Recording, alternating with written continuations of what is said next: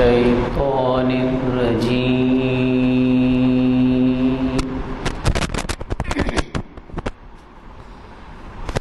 بسم الله الرحمن الرحيم.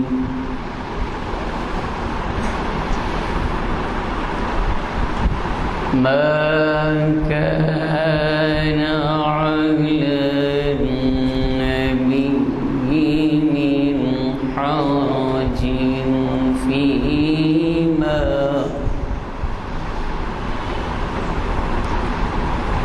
من حرج فيما فرض الله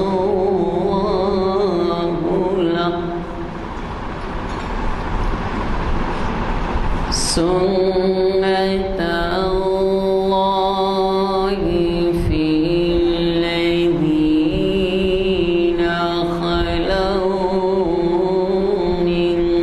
قبل وكان أمر الله قدرا مقدورا.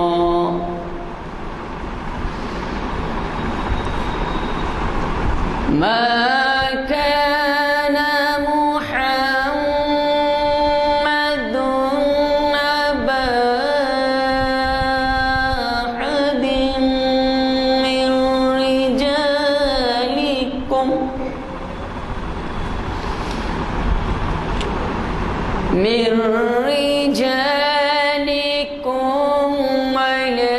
ولكن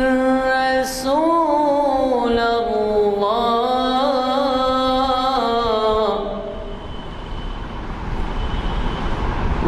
وخاتم النبيين.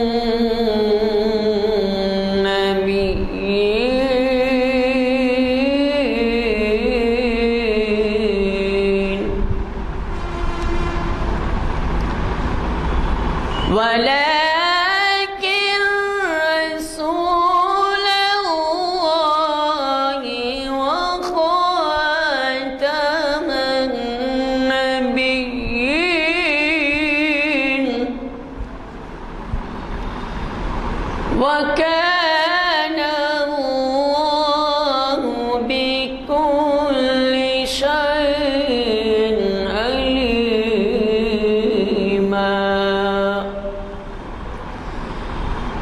يا أيها الذين آمنوا اذكروا الله ذكرا كثيرا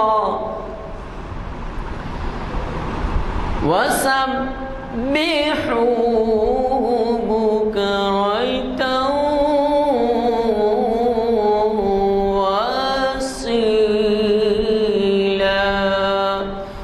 صدق الله العظيم. सबसे पहले तो मैं आप हजरात का शुक्रिया अदा करता हूँ कि आपने इकबाल शनासी की 1000वीं नशिस्त का जो जश्न उर्दू हॉल में मनाया गया उसमें शिरकत फरमाने का ममनून फरमाया। वो हमारे उर्दू हॉल का जो फंक्शन है वो दुनिया भर में देखा गया और उसकी पूरी रिकॉर्डिंग मौजूद है। जो जो उलमा रुखे में बताए गए थे उन्होंने शिरकत फरमाई, सदारत फरमाई। हैदराबाद के मशहूर मारूफ प्रोफेसर्स थे। बहरहाल शुक्रिया कि आप लोग उसमें ताउन फरमाए। हजरात, आप आज के मुखर्रिर साहब से वाकिफ़ हैं।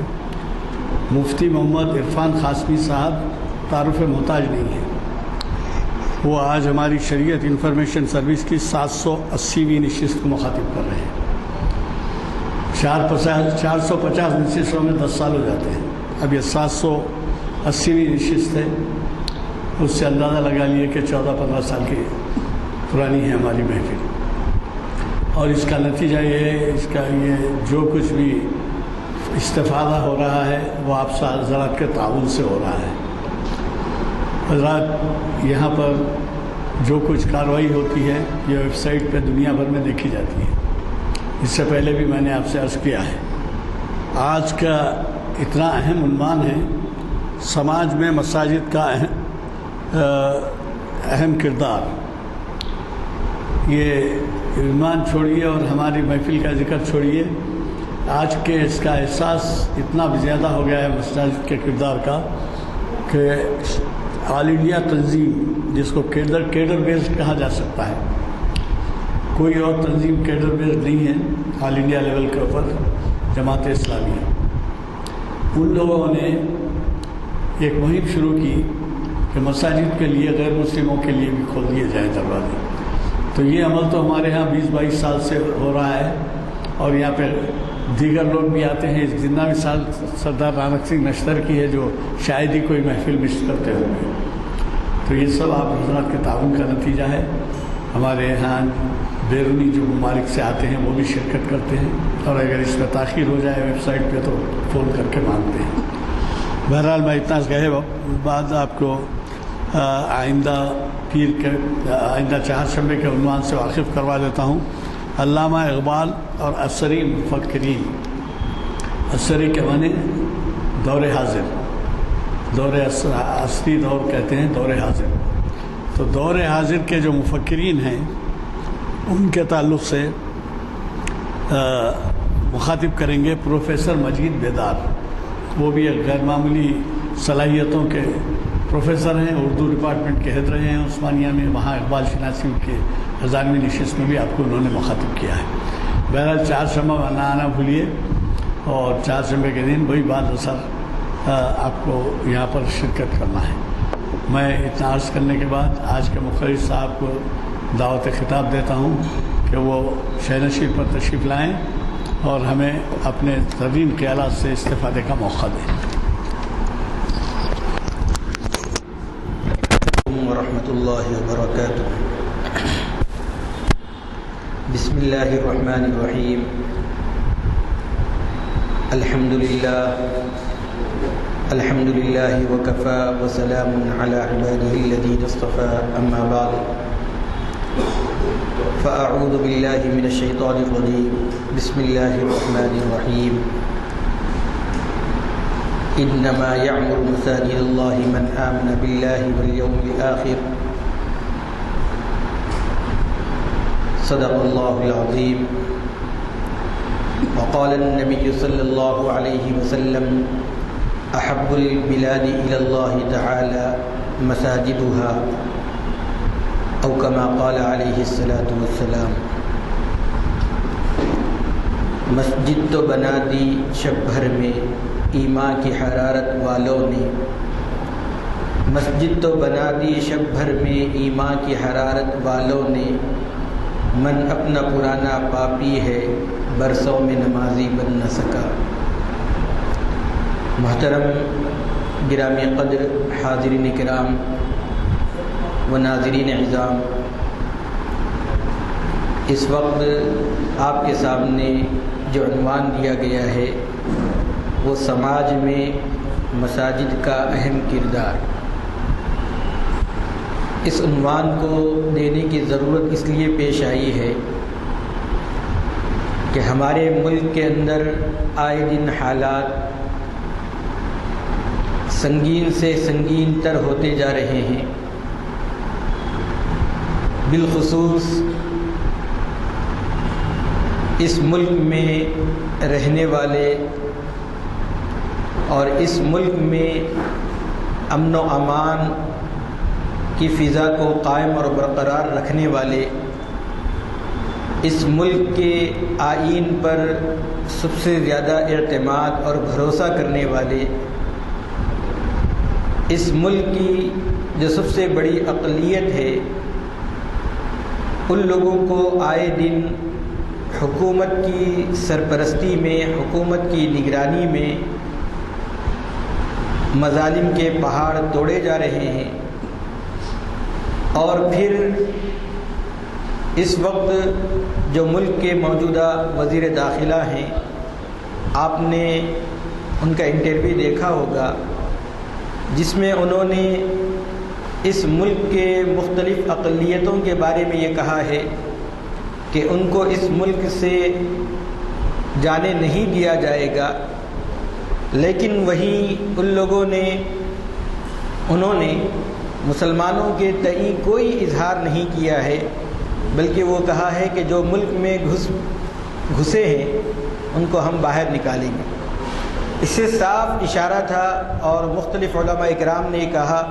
کہ ان کے دل میں جو بات تھی وہ آخر زبان پر آ ہی گئی۔ اللہ رب العزت کا بے انتہا فضل اور کرم یہ ہے کہ اللہ رب العزت نے ہم مسلمانوں کی آبادی کے اندر، مسلمانوں کے اندر یہ شعور رکھا ہے کہ وہ اپنی عبادت گاہ جس کو مسجد کہتے ہیں وہ بنائیں۔ چنانچہ اگر ہم نے اپنی مسجد کے ساتھ تعلقات کو مضبوط بنا لے تو ہم اجتماعیت کے ساتھ بہت کچھ کام کر سکتے ہیں۔ آج سچر کمیٹی کی جو رپورٹ یہ کہتی ہے کہ مسلمان تعلیمی اعتبار سے بہت پیچھے ہیں، تعلیم کے اندر جس قوم کو سب سے آگے ہونا چاہیے تھا، کمیٹی کی جو رپورٹ پہ بتلاتی ہے اس میں یہ قوم بہت پیچھے، بلکہ بچھڑے ہوئے طبقات سے بھی تعلیمی اعتبار سے یہ اور بچھڑے ہوئے نظر آتے ہیں۔ وجہ یہ ہے کہ ہمارے پاس جو علم ہے، اللہ رب العزت نے جو علم ہمیں عطا فرمایا ہے، اللہ کے رسول صلی اللہ علیہ وسلم کو اللہ رب العزت نے معلم انسانیت بنا کر بھیجا تھا، اور پھر اللہ کے رسول صلی اللہ علیہ وسلم نے جس طریقے سے صحابہ اکرام کو علم کی طرف راغب کیا تھا اور مسلمانوں کو یہ بتلایا تھا کہ علم کے زیور سے اپنے آپ کو آراستہ کر لیں، لیکن ہم نے اپنے نبی کی تعلیمات کو پس پش ڈال دیا، تو اس کے نتیجے میں ہم تعلیمی میدان میں بہت پیچھے چلے گئے۔ لیکن ہم لوگ ابھی بھی اگر مسجدوں کے آبادی کی طرف اگر توجہ دیں گے، اگر آپ کو معلوم ہونا چاہیے کہ کسی محلے کے اندر، کسی شہر کے اندر، کسی گاؤں کے اندر مسجد بنانے کا ارادہ ہوتا ہے اور اس کے لیے چند لوگ بیٹھ کر مخلصانہ کوشش کرتے ہیں، تو 1 سال 1.5 سال کے اندر وہاں پر مسجد کھڑی ہوئی نظر آتی ہے، اور جس طریقے سے متولی اور ٹرسٹی چاہتے ہیں کہ مسجد شاندار سے شاندار ہو، عالی شان ہو، اس کے لیے وہ تگ و دو کرتے ہیں، کوششیں کرتے ہیں، اور اس طریقے سے مسجد تعمیر ہو جاتی ہے۔ لیکن مسجد کا جو اہم مقصد ہے کہ مسجد کو آباد رکھنا، یہ جو ہے ہم برسہ برس کی کوشش کے باوجود بھی اس میں کامیاب نظر نہیں آتے۔ اس کی وجہ یہ ہے کہ ہم نے جس طریقے سے مسجد کو صرف عبادت کے لیے مختص کر لیا ہے، ہماری اور ضروریتیں مسجد سے پوری نہیں ہو رہی ہے، جس کی وجہ سے ہماری مسجد عبادت کے موقع پر کھلتی ہے اور عبادت جیسے ہی ختم ہو جائے مسجد مقفل ہو جاتی ہے، مسجد کو تالا لگ جاتا ہے۔ حالانکہ حضرت صلی اللہ علیہ وسلم کے زمانے میں اللہ کے رسول صلی اللہ علیہ وسلم نے مسجد نبوی کو جو مقام اور مرتبہ دیا تھا، حضرت مناظر حسن گیلانی رحمۃ اللہ علیہ فرماتے ہیں کہ سلاطین یعنی بادشاہ یہ کہتے ہیں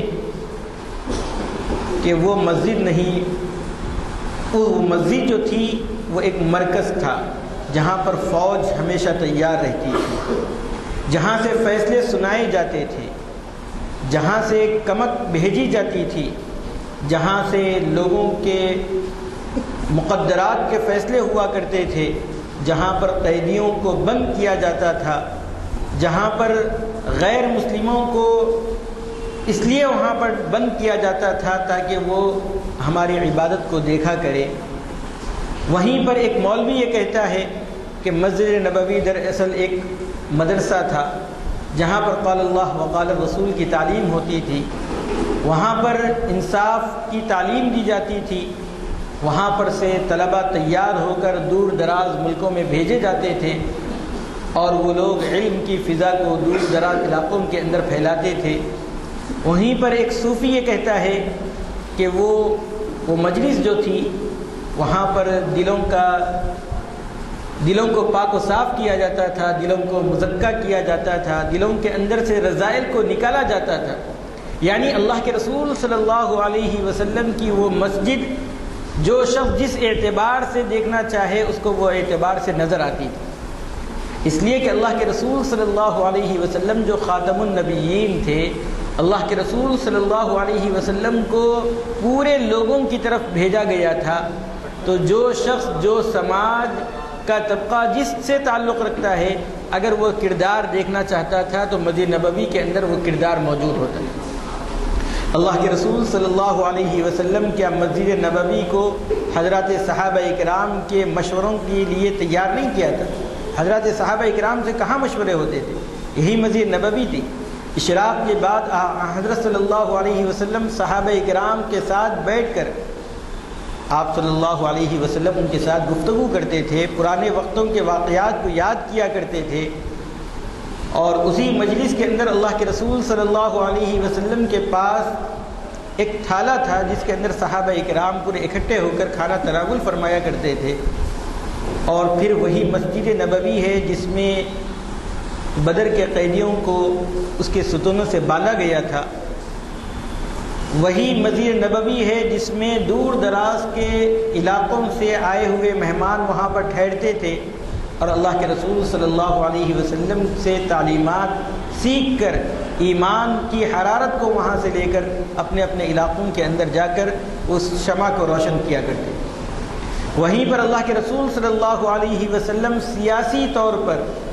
جو گفتگو ہونی تھی، اللہ کے رسول صلی اللہ علیہ وسلم وہی گفتگو فرماتے تھے۔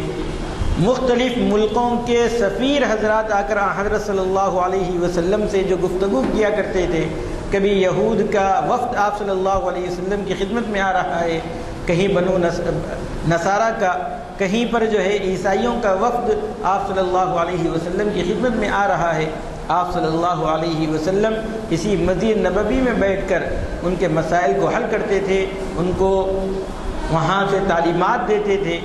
اور ان کو بھی اللہ کے رسول صلی اللہ علیہ وسلم نے جو مباہلے کا چیلنج کیا تھا وہ مسجد نبوی صلی اللہ علیہ وسلم ہی کے اندر تھی۔ تو یہ مختلف امور مسجد نبوی سے انجام دیا کرتے تھے۔ آج ہم لوگوں نے مسجدوں کو صرف عبادت کے لیے محدود کر لیا ہے۔ حضرت صلی اللہ علیہ وسلم اور عہد فاروقی کے اندر خاص طور پر جو کردار مساجد کا ہوا کرتا تھا،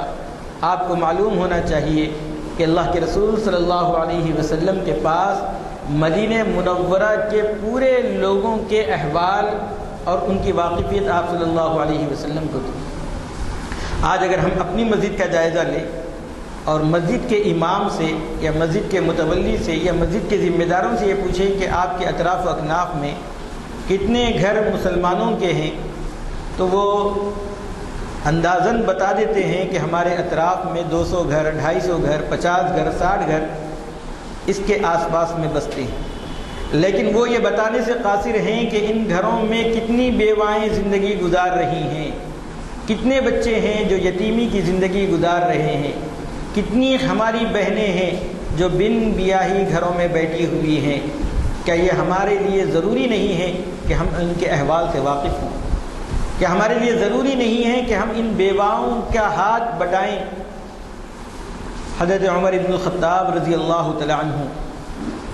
جو راتوں میں گشت کیا کرتے تھے، لوگوں کے احوال سے واقفیت حاصل کیا کرتے تھے، اس کا ایک ہی مقصد تھا خدمت خلق۔ اس کا ایک ہی مقصد تھا، وہ جاسوسی کی نیت سے لوگوں کے احوال معلوم نہیں کرتے تھے۔ اس لیے کئی واقعات تھے جس میں حضرت عمر بن الخطاب رضی اللہ تعالیٰ عنہ نے رات کی پہرے داری کے اندر رات میں جو گشت کو نکلے ہیں اس میں آپ پکا رہی تھی بچوں کو بہلانے کے لیے۔ حضرت عمر بن الخطاب رضی اللہ تعالیٰ عنہ نے اس خاتون کی مدد اور عنایت فرمائی۔ آپ نے سنا ہوگا کہ ایک مرتبہ ایک خیمے سے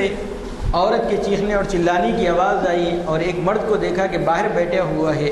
حضرت عمر بن الخطاب رضی اللہ تعالیٰ عنہ نے سوال کیا کہا کہ تمہیں اس سے کیا مطلب؟ انہوں نے کہا کہ میں آپ کی مدد کر سکتا ہوں. آپ تو فرمایا کہ میری بیوی اس وقت درد ذیح کے اندر مبتلا ہے. حضرت عمر بن الخطاب رضی اللہ تعالیٰ عنہ نے اپنی اہلیہ کو وہاں پر بھیج کر ان کی عیانت کی، ان کی مدد کی. اور جب اہلیہ نے بیٹے کی خوشخبری دی کہ اپنے دوست کو بیٹے کی خوشخبری دے، تو اس وقت جو امیر المؤمنین کا لفظ سنا تو اس وقت پتہ چلا کہ یہ ہمارے بادشاہ وقت. تو یہ جو خدمتیں ہوا کرتی تھیں میرے بھائیوں، حضرت امیر المؤمنین عمر بن الخطاب رضی اللہ تعالیٰ عنہ نے اسی مسجد نبوی کے اندر اپنا مرکز قائم کیا ہوا تھا. صحابہ اکرام سے جو مشورے لیا کرتے تھے اسی مسجد نبوی کے اندر حضرت عمر بن الخطاب رضی اللہ تعالیٰ عنہ مشورے لیا کرتے. آج ہمارے مسجدوں کو بھی اسی طریقے سے بنانے کی ضرورت ہے. صرف عبادت کے حد تک محدود نہ کریں، بلکہ ہم جن جن مساجد سے ہمارا تعلق ہے وہاں کی کمیٹی کو متحرک کریں. آپ کو معلوم ہونا چاہیے، اگر ہم جائزہ لیں گے تو ہمیں اندازہ ہوگا کہ ہمارے اس محلے کے اندر مسجد کے اطراف و اکناف میں کئی ایسے لوگ ہیں جو شعبہ طب سے تعلق رکھتے ہیں، ڈاکٹر ہیں، اور وہ بھی ان کے دل کے اندر بھی جذبہ ہے کہ وہ لوگوں کی مدد کریں. اللہ رب العزت نے ہماری اندر جو انسانیت رکھی ہیں وہ ہمارا ضمیر ہوتا ہے جو مدد کرنے پر آمدہ ہوتا ہے، لیکن سامنے کوئی شکلیں صورتیں نظر نہیں آتی ہیں تو وہ جذبہ سرد پڑ جاتا ہے. ہم ان کو بتلائیں کہ آپ ڈاکٹر ہیں، آپ روزانہ اتنے مریضوں کو دیکھا کرتے ہیں. ہم مسجد کی کمیٹی ہونے کے اعتبار سے، محلے کے امام ہونے کے اعتبار سے آپ سے درخواست کرتے ہیں کہ روزانہ صرف 2 پیشنٹ ہی کا صحیح آپ مفت میں معائنہ کیجئے. ہم وہ پیشنٹ آپ کے پاس بھیجتے ہیں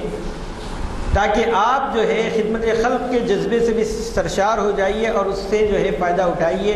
اور اللہ رب العزت کے یہاں جب آپ کی حاضری ہو اس وقت آپ کے نام اعمال میں یہ خدمت بھی موجود ہو کہ بہت سے غریبوں کا آپ نے مفت علاج کیا ہے. ہمارے محلے میں بہت سے وکیل حضرات ہوں گے، وہ اپنی خدمت مفت میں دینے کے لیے تیار ہوں گے، لیکن ان کے پاس کوئی ایسا دکھی آدمی نہیں پہنچ پاتا ہوگا. لیکن ہمارے متولی حضرات، ہماری مسجد کی کمیٹی حضرات ایسے لوگوں کو جو ناجائز مقدمات میں پھنسے ہوئے ہیں، ان کے اوپر الزامات لگائے گئے ہیں اور بے تکے الزامات ہیں، ان کی تھوڑی سی مدد جو ہے ان کو ان الزامات سے نکال سکتی ہے، بری کر سکتی ہے. تو تھوڑی سی محنت اگر ہم اس طریقے سے کر لیں گے، اور اسی طریقے سے مختلف شعبوں سے تعلق رکھنے والے بہت سارے افراد ہیں، میڈیکل کے لائن سے ہوں گے، تو ہم اگر ایسا ڈاٹا اگر تیار رکھیں گے اور جو ضرورت مند مسجد میں جس حیثیت سے آئے گا، چاہے وہ تعلیم کے حیثیت سے آئے تو ہماری مسجد ان کو تعلیم دیے بغیر واپس نہ بھیجے. اگر کوئی مدد کے لیے آئے تو ہماری مسجد کے اندر ایسا بجٹ ہونا چاہیے جس سے ہم ان مظلوموں کی مدد کر سکیں، ان بے سہارا لوگوں کی مدد کر سکیں. اگر ہمارے پاس کوئی رشتے کے لیے آتا ہے تو ہمارے پاس یہ تیاری ہونی چاہیے کہ ہم ان کو مناسب رشتوں کی طرف رہنمائی کر سکیں. اگر ہم نے یہ کام کیا ہے تو یقیناً ہم فیلڈ ورک میں ہم کام کرنے والے ہوں گے. ہمارا جو ہے سماج سے ایک رابطہ ہوگا اور مساجد سے لوگ جڑیں گے. لیکن جس طریقے سے آج ہم صرف جو ہے مسجدوں کو چند چیزوں کے لیے محدود کر لیے ہیں، میرے بھائیوں اس سے آگے بڑھنا ہوگا، اس سے آگے بڑھ کر کام کرنا ہے. اور ہمارے پڑوسی ریاست کرناٹک کے اندر بہت سارے حضرات نے اس کام کو کیا ہے، تو ان لوگوں نے بتایا ہے کام کس طریقے سے کیا جاتا ہے. اس وقت پورے ملک کے اندر NRC کا ایک خوف طاری ہے. ہم مسلمانوں کا عقیدہ یہ ہے کہ تاریخ کے حوالے سے بھی ہم یہ بات کہہ سکتے ہیں کہ مسلمانوں کو گھبرانے کی کوئی ضرورت نہیں ہے. اگر ہم اپنا تعلق اللہ رب العزت سے مضبوط کر لیں تو اللہ رب العزت نے تاتاری قوم کو جو ہے کعبے کا پاسبان بنا دیا ہے. آیا یورش تاتار کے افسانے سے پاسبا مل گئے کعبے کو صنم خانے سے، علامہ اقبال نے یہی تو اشارہ فرمایا ہے. اور آپ یہ بھی دیکھیں کہ حضرت عمر بن الخطاب رضی اللہ تعالیٰ عنہ نبی کریم صلی اللہ علیہ وسلم کے دامن سے کس وقت وابستہ ہوئے تھے؟ وہ تو چلے تھے نبی کریم صلی اللہ علیہ وسلم کو علیاذ باللہ ختم کر دیں، صف ہستی سے مٹا دیں، لیکن اللہ رب العزت نے انہیں دامن اسلام سے وابستہ کر دیا ہے. تو ملک کے اندر حالات آتے ہیں اور ایسے حالات ماضی کے اندر بھی آئے ہیں، لیکن مسلمانوں کو صبر اور استقلال کے ساتھ کام کرنا ہے اور صبر کا دامن ہاتھ سے چھوڑنا نہیں ہے، اور دوسری بات یہ ہے کہ ہمارا جو تعلق اللہ رب العزت سے جس طریقے سے ڈھیلا ہو گیا ہے اس کو مضبوط کرنے کی ضرورت ہے۔ قرآن مجید میں اللہ رب العزت نے فرمایا ام حسبتم ان تدخلوا الجنۃ، کیا تم نے گمان کر لیا ہے کہ تم یوں ہی جنت میں چلے جاؤ گے؟ ایسا نہیں ہوگا، بلکہ فرمایا مستہم البأساء، جو ہم سے پہلی قومیں گزری ہیں ان کو اللہ رب العزت نے زبردست آزمائشوں کے اندر گھیرا تھا، ان کو بیماریاں بھی آئیں، وزلزلوا، اور وہ ہلائے بھی گئے، حتی یقول الرسول والذین آمنوا معہ، یہاں تک کہ رسول اور ان کے ساتھ جو ایمان والے تھے ان لوگوں نے ان کے زبانوں پر یہ کلمات جاری ہوئے، متی نصر اللہ، اللہ کی مدد کب آئے گی؟ یعنی آدمی پورے اسباب سے مایوس ہو کر جب اللہ رب العزت کی طرف متوجہ ہوگا تو اللہ رب العزت نے فرمایا الا ان نصر اللہ قریب، اللہ کی مدد تو بالکل قریب ہے۔ حضرت خباب رضی اللہ تعالیٰ عنہ ایک مرتبہ نبی کریم صلی اللہ علیہ وسلم کے پاس مکہ مکرمہ میں حاضر ہوئے، اور حاضر ہونے کے بعد انہوں نے اپنی پیٹھ کو دکھلایا جس پر کفار مکہ نے طرح طرح کے مظالم ڈھائے تھے، اور پوری پیٹھ سفید ہو گئی تھی۔ اللہ کے رسول صلی اللہ علیہ وسلم کو دکھلانے کے بعد حضرت عمر بن الخطاب رضی اللہ، حضرت نبی کریم صلی اللہ علیہ وسلم سے حضرت خباب نے عرض کیا اے اللہ کے رسول، کیا آپ برحق نبی نہیں ہیں؟ اور مقصد یہ تھا کہ یہ جو مظالم ہو رہے ہیں کب تک ہم مظالم کو سہتے رہیں گے؟ تو اللہ کے رسول صلی اللہ علیہ وسلم نے فرمایا کہ جو تم سے پہلے قومیں گزری ہے ان کے اوپر جو عذابات آئے ہیں ان میں سے ان کے لوہے کی کنگھیوں سے ان کے جسم کو نوچا گیا ہے، آرے سے ان کے جسم کو کاٹا گیا ہے۔ پھر آگے اللہ کے رسول صلی اللہ علیہ وسلم نے فرمایا بل ہم قوم تستعجلون، بلکہ تم جلدی کرنے والی قوم۔ یعنی ہمارے اوپر مصیبت آنے کے باوجود اللہ رب العزت کی ذات سے مایوس ہونے کی ضرورت نہیں ہے۔ اللہ رب العزت وہ تو ابابیل سے بھی کام لے لیتے ہیں اور وہ تو مچھر سے بھی کام لے لیتے ہیں، لیکن ہم لوگوں کو یہ چاہیے کہ جہاں تک ہو سکے اپنے تعلقات کو اللہ رب العزت سے مضبوط کرنے کی ضرورت ہے۔ لیکن اس کے باوجود اللہ کے رسول صلی اللہ علیہ وسلم نے اسباب اختیار کرنے کا بھی حکم دیا ہے۔ خود قرآن مجید میں فرمایا گیا ہے وَأَعِدُّوا لَهُم مَّا اسْتَطَعْتُم مِّن قُوَّةٍ، جہاں تک ہو سکے قوت کو جمع کرو، اس کی تیاری میں رہو۔ اس لیے ہم لوگ قبل از وقت اپنے کاغذات کی درستگی،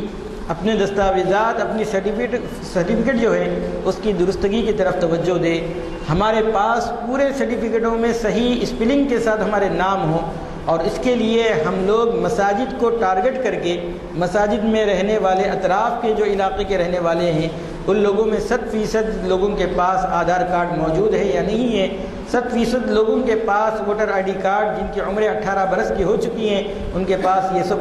دستاویزات ہے یا نہیں، یہ اگر ہم دیکھ لیں گے اس کے لیے تھوڑی محنت کرنی پڑے گی۔ بہت سی مرتبہ ہم ان کی خیر خواہی میں ان کے گھروں کو جائیں گے لیکن ان کی طرف سے یہ جواب آئے گا کہ تمہیں اس سے کیا سروکار ہے، ہم تمہیں کیوں بتلائیں۔ لیکن جب ہم محلے والوں کو جوڑیں گے، اس کی اہمیت بتائیں گے، اور اس وقت ملک میں انفرادی طور پر جینے کی ضرورت نہیں ہے، اجتماعی طور پر جینے کی ضرورت ہے، ملت کے خاطر کچھ کرنے کی ضرورت ہے۔ اگر ہم نے مساجد کو بنیاد بنا کر ہم اگر مدنی معاشرہ چاہتے ہیں تو اپنی مسجدوں کو مسجد نبوی کی طرح بنانا پڑے گا، جس میں بیک وقت آپ صلی اللہ علیہ وسلم معلم بن کر لوگوں کو جو ہے علم سکھا رہے ہیں، آپ قاضی بن کر لوگوں کے فیصلے سنا رہے ہیں، آپ صلی اللہ علیہ وسلم کمانڈر بن کر لوگوں کو غزوات کی طرف ابھار رہے ہیں اور لوگوں کو جو ہے مختلف علاقوں کے اندر فوجیں بھیج رہے ہیں۔ آپ صلی اللہ علیہ وسلم کہیں پر یتیموں اور بیواؤں کی کفالت والے بن کر آپ صلی اللہ علیہ وسلم کی مسجد میں تو ایک موقع پر ایسا ہوا کہ اللہ کے رسول صلی اللہ علیہ وسلم دوپہر سے کچھ پہلے کا وقت ہے، قبیلے مضر کے کچھ لوگ آپ صلی اللہ علیہ وسلم کے پاس آئے۔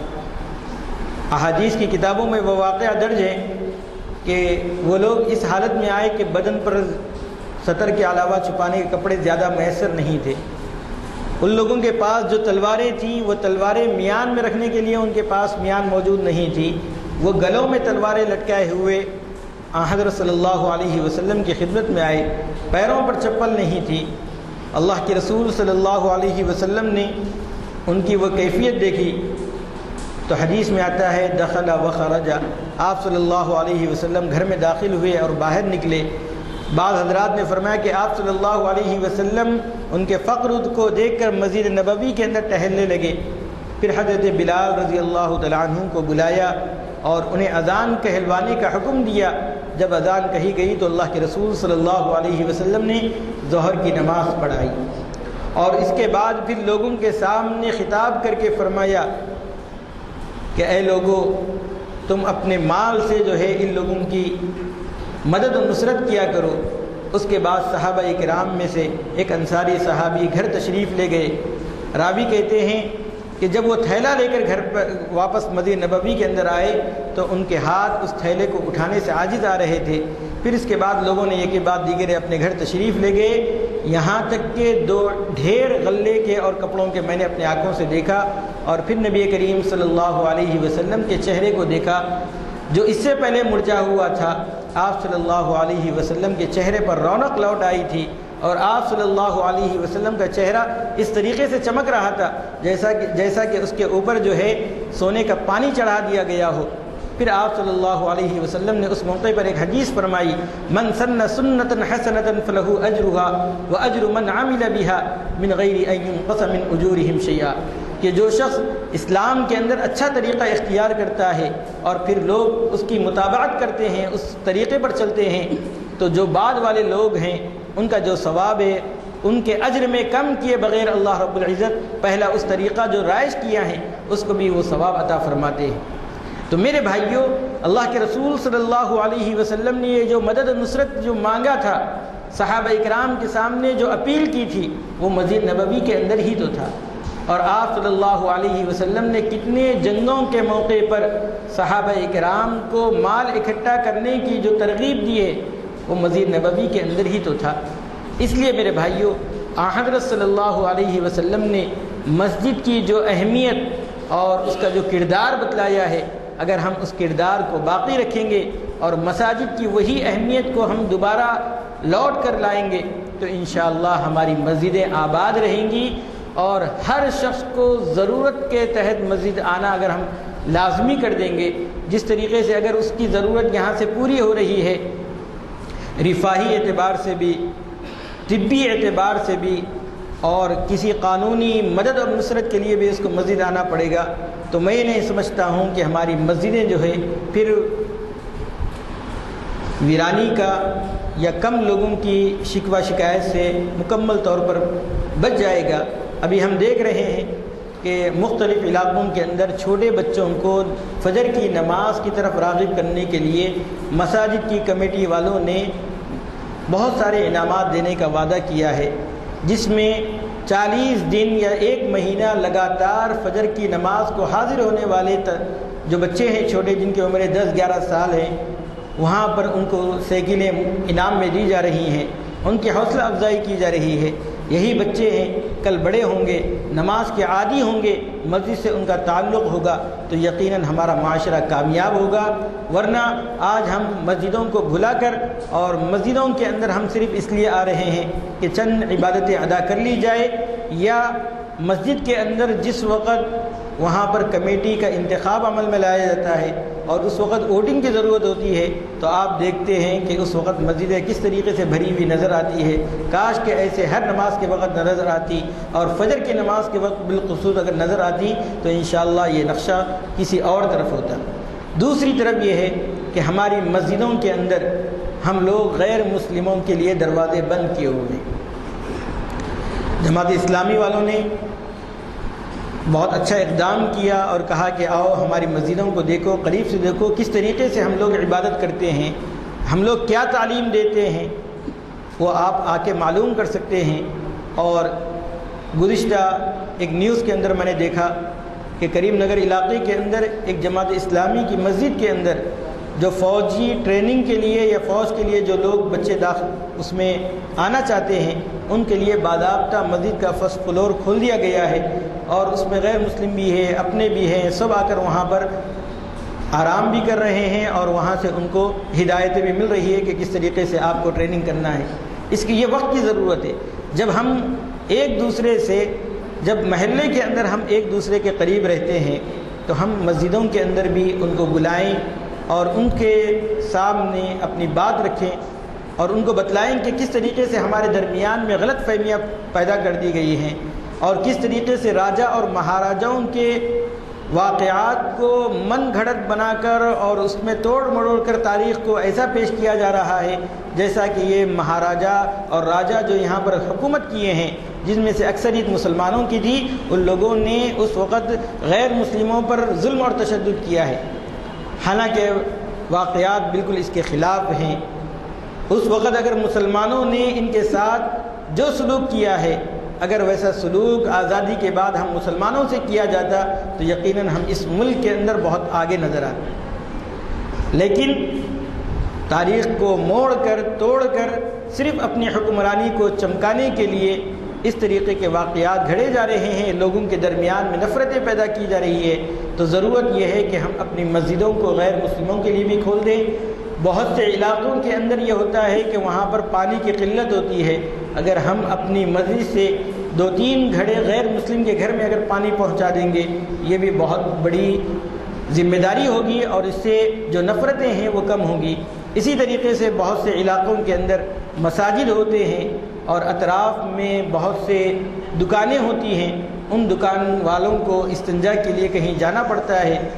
ہم اگر اپنی مسجدوں کے استنجاؤں کو ان کے لیے کھول دیں، استنجا خانوں کے لیے، یہ بھی ہمارے لیے بہت بڑی خدمت ہوتی ہے۔ الغرض میرے بھائیوں، اگر ہم سوچیں گے تو ہم مسجد کو ہم پورا اعلیٰ کردار بنا سکتے ہیں اور سماج میں اس کی اہمیت کو اجاگر کر سکتے ہیں۔ اللہ رب العزت سے دعا ہے کہ اللہ رب العزت ہم تمام کو صحیح طور پر مسجد سے اپنی وابستگی عطا فرمائیں اور مساجد کا جو کردار معاشرے میں ہونا چاہیے اس کے لیے ہم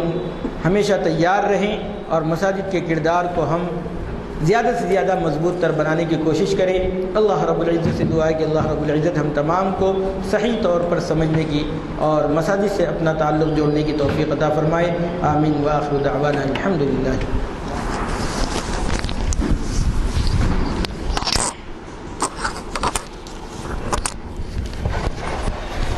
السلام علیکم حضرات، آپ نے بہت ہی پرموج کتاب اور حالات کے اعتبار سے وقت کی ضرورت کہا جا سکتا ہے، ایسا کتاب سماعت فرمایا آپ نے۔ اللہ کرے کہ ہمیں آپ کے مشوروں پر عمل کرنے کی